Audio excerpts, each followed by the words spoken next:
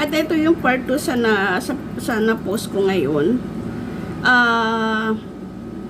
Ito pa ang sabi ni ate, wala daw silang pagkain, breakfast, lunch and dinner lang daw. Tapos, alauna na, alas 2, alas 3 na sila kumakain ng lunch. Hindi ba yan na-explain sa inyo? Yan ang sinasabi ko. Kasi ako, pag nag-i-interview ako ng tao, sa mga aplikante namin, sinasabi ko yan sa kanila kung kaya ba nila. Na minsan, ganyan talaga ang oras ng kain dito sa ibang bansa. So sila ang maghahanap kung ano, at alam naman nila, pag stricto si madam, kausapin nyo ng maayos at ipakita yung kontrata ninyo. Kung hindi madala sa ganun, sa tao ko, tawagan yung agency ninyo para masolbehan yung problema nyo.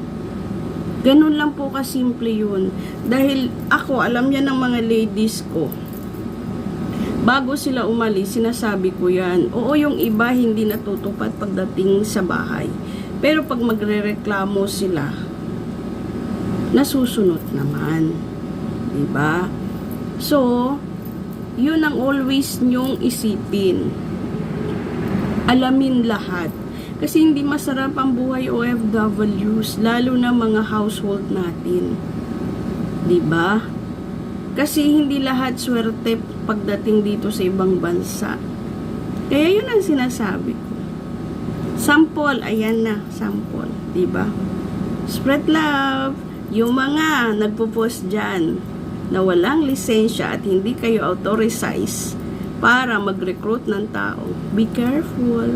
Tapos ang dami yung pangako, mga free. Spread love.